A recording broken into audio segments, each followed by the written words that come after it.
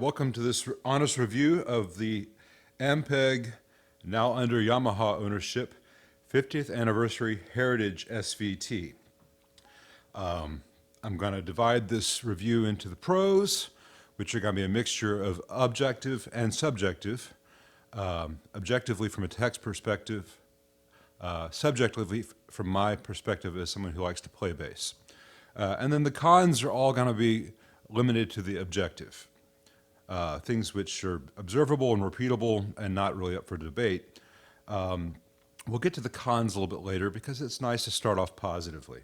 First of all, why should anyone listen to my opinion on this very expensive, very professional bass amp when I am not a professional bassist? I love playing bass. I'm working on it and trying to get better all the time. I've been primarily a guitarist, and so my opinions may not match my abilities on the instrument. Well, that's why I'm limiting most of my opinions, at least the negative ones, or the ones of some concern, to the technical, because that's where I am qualified. I'm a professional guitar and bass amp repairman and restorer and technician, and I have worked on thousands of amps. I've worked on a couple hundred Ampegs and many dozens of SVTs of every era from '69 to now. I've got a '79 in the other room that's being restored, waiting for some capacitors to arrive. I've worked on so many SVT2 Pros and Classics. Those seem to be the most common models out there. And I've worked on every one in the series, from the tube stuff to the solid state stuff. Don't buy the solid state stuff. And I know which ones fail in which ways. What are the common issues they have? So this will be a different perspective on this amp than you're going to get from most YouTube videos that are just coming from a player's perspective. And there's going to be a lot of multi-camera shots with great lighting and zooming and flashy licks and stuff. And this is not that. This is nuts and bolts stuff. SVT 101. So let's get into the pros. From a technical perspective, it is very well built. The overall construction is not dissimilar from the original, and it's not dissimilar from the classic. It has a preamp chassis up here, which is kind of trapezoidal. To remove this chassis, if you don't know, you remove the 4 screws on top, you pull the chassis forward, and then this front panel is Velcroed in place, and then the chassis slides out, so you can change the preamp tubes. It could be considered a con of this amp that it's very difficult to access the preamp tubes to change them, but that's pretty much been the case for every SVT, including the originals. So it's not really a con so much of a consideration with SVTs in general. The overall fit and finish is excellent. The Tolex is fantastic. Everything looks beautiful. Everything fits together well. Everything is well thought out. There are 3 detachable connections on the main chassis, one for the fan, which is relatively quiet as far as fans go. It's not audible to the microphone. It's audible in the room. Won't be an issue when the band kicks in. But in a recording studio, you might want to have the head separate from the cabinets. That's often the case anyway. The other 2 connections are from the main chassis to the preamp chassis. There is one hardwired wire. Well, it's not hardwired. It is screwed into the chassis at each end, which is the ground connection. But they nicely left that ground wire long enough that you can pull the preamp out to change tubes without disconnecting that. And that's an improvement over some of the classics in the past. Getting back to more positives. This is, in my opinion, as my subjective opinion as a musician rather than as a technician, the best sounding channel of an SVT in 40 years since the original versions. So it actually has 2 good sounding channels. This is what they're calling the blue line, which is the 69 to about 75 preamp.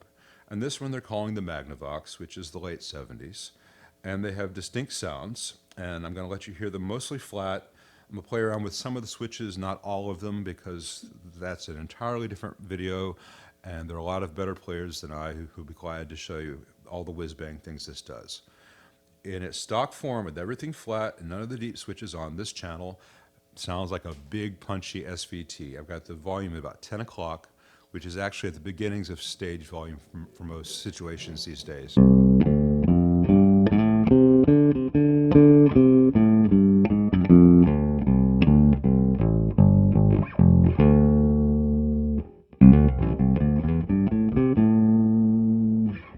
it's got a lot of mids, it's very punchy.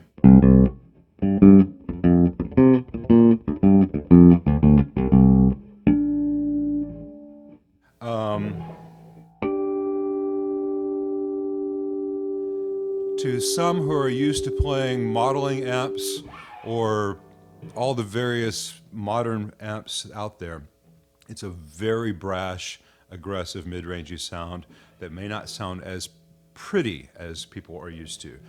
There's a reason this thing has been a staple for so many bands for so long, with a P-bass or jazz bass typically, that the very character that makes it a little bit ugly by itself makes it just sit in with a band very well.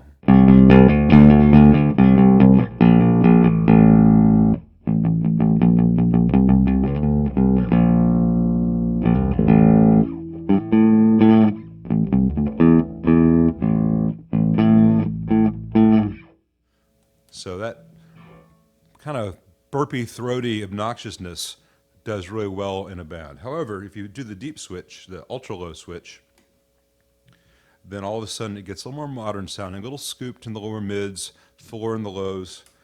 So.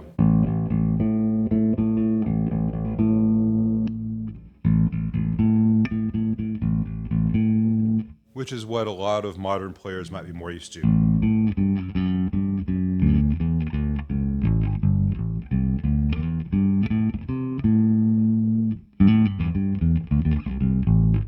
That's very pretty. It's very easy to play. It feels good instantly. This is harder to play because every flaw you have in your playing, and I have a lot of them, comes out. On that note, I'm recording this with an SM57 straight into the computer. I'm not going to have any compression or EQ on the amp when you hear it back. So any level inconsistencies are going to be down mostly to my right hand. If they were coming from the amp, I would point that out. But there will be some things jumping out and not. For instance, that pick thing I just did might be a little loud for the mic pre. If that's the case, I'll back off the volume and do something along those lines.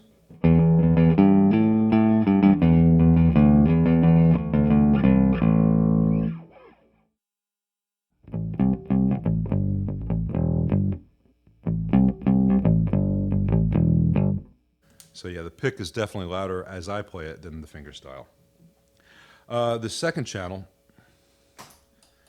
has got more mids. It's a little punchier even still. Subjectively, I find it a little bit too punchy, a little too mid-rangey, at least with the precision bass.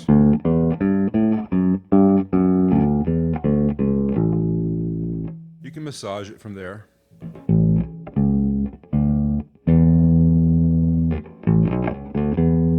Or you can get obnoxious. That might freak out the mic break.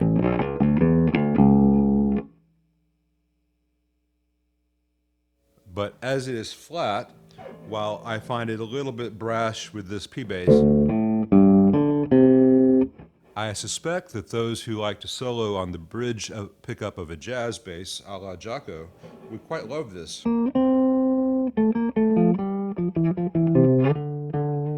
It's got that very, people call it burpy.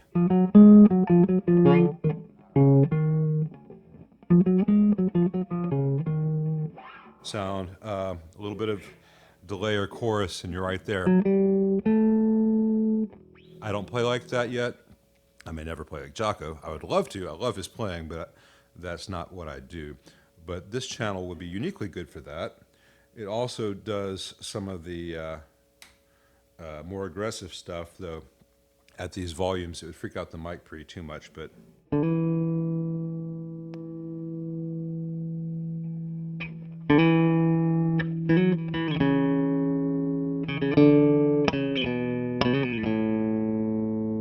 if I were to crank it, it would do it even more. But again, neighbors, I don't want to change the settings on the mic pre.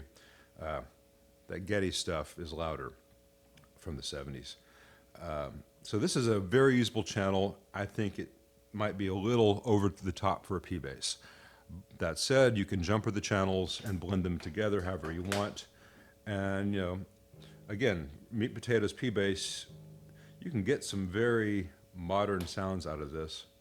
I do find the ultra high to be a little bit on the too high side.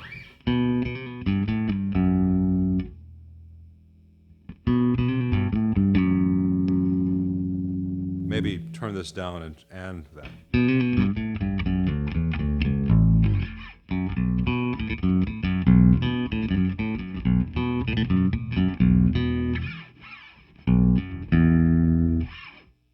But just flat, that just sounds like a bass.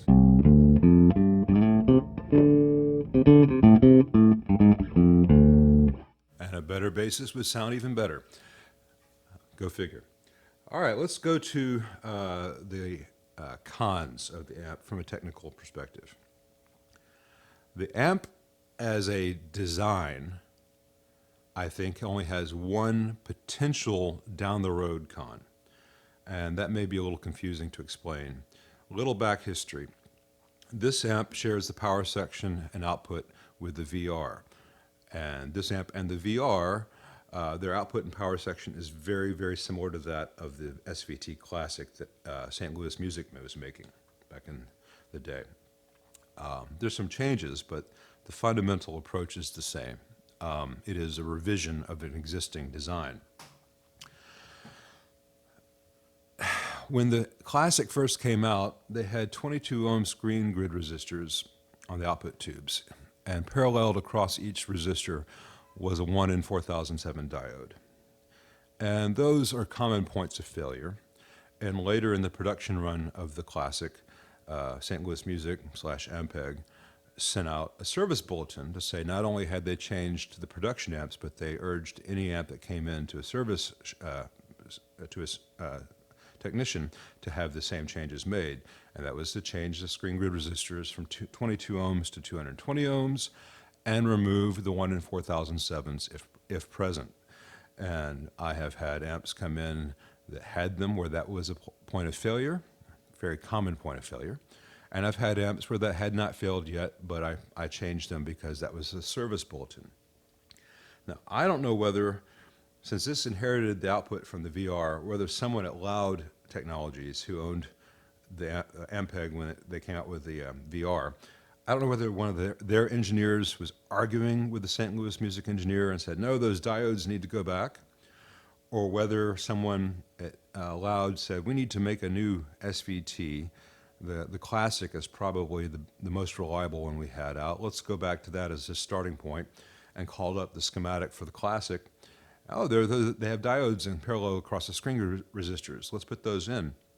Not looking further and seeing that St. Louis Music had later removed those and had in fact urged their removal. So this amp has the diodes in parallel with the screen grid resistors, which does not make a lot of sense to me or to most techs I know who have worked on a lot of SVTs. That does not mean that this amp is going to blow up or catch on fire. I would say that it does increase the likelihood that somewhere down the line, one or more of those diodes will fail, which could potentially damage the 6550 output tube, which are expensive. So I would say if you have one of these and it's in warranty, don't do anything. The minute it is out of warranty, take it to a good tech and have those diodes removed, because 6550s cost an awful lot. And diodes are cheap, and they don't offer any real protection in the circuit, in my opinion, as a tech, which is a weighted opinion, not my opinion as a player or someone who just likes the color of the panel or anything. That is a technical observation. So, do not do it yourself. All tube amps can kill you. SVTs are particularly good at it. The voltages inside are just really high, like 700 volts DC is not uncommon. So only have a tech do that. Don't void your warranty. I cannot tell you to void your warranty. I can certainly tell you not to do it yourself. But that is the only long-term possible con I see with this design for this model as a whole, which could potentially affect every model, every individual amp in this series. Now, this individual amp here has an issue which may or may not affect other amps in this series. This one has got a buzz. The buzz is present with the volumes off. The buzz is present with the preamp tubes pulled. The buzz goes away if I plug into the effects return, which means that the buzz is coming in between the effects send and the output of the preamp where they're being mixed. The two channels are mixed. In consultation with some friends of mine who are also techs, specifically Rick Erickson up in the Seattle area. If you're in this Seattle area and you need a good tech, get in touch with Rick Erickson. He's run into this on the VR, which is a very similar amp that shares the same output and power supply. And what it is the standby switch is physically too close to the preamp board. The preamp board runs underneath the standby switch. And I have removed the standby switch and moved it over here physically, and the buzz goes away. If I move it a little bit closer here, the buzz gets worse. This is proximity of the AC mains. This is carrying the hot wire from your wall supply to this switch, and it's physically too close to sensitive components on the preamp board. Don't do this unless you really know what you're doing.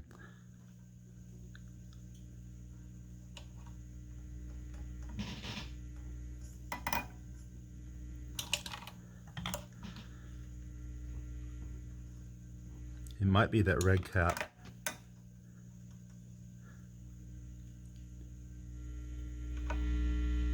Anyway, that's always there.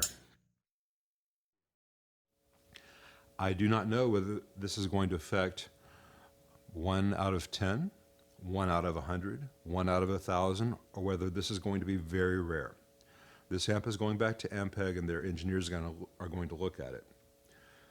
I will say, without throwing Ampeg under the bus, or Yamaha, that in general, when you're designing an amp, you want to keep AC main signals, the wires from the wall, as far as possible from preamp stuff. And most amp layouts do that. If you look at Marshall, the power comes in here, and you have your switches here, and then all the preamp stuff is over here, and there's a gap.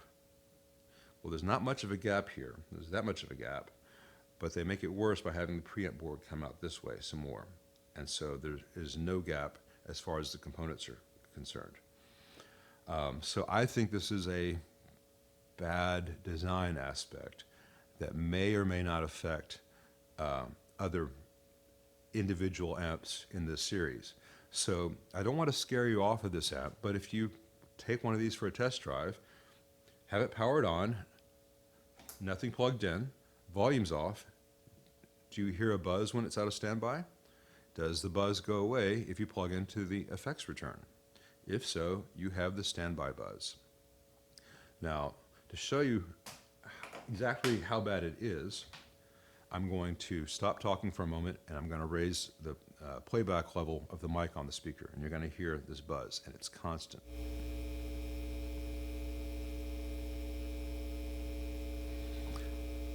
Yeah, that's aggravating, and that needs to change. So this one's going back, and hopefully the replacement for this owner will not have this buzz. If this amp came to me, and it was out of warranty, and it had this issue, and I diagnosed it as being proximity from the AC on the standby to this preamp board, I would give the owner two options. I could either put a new standby switch on the rear of the amp, leaving this one as a dummy. That would be the least expensive. Or I could install a high power relay back in the back where all the AC stuff is, and just have this switch have a little 3 or 5 volt DC connection to switch that relay. That small DC voltage would not interfere with the preamp at all. And this amp already has one high power relay in there, which means that no power even gets to this switch until other things in the circuit are ready for it to be operational. So it would not be a big deal to have a second high power relay that this directly controls.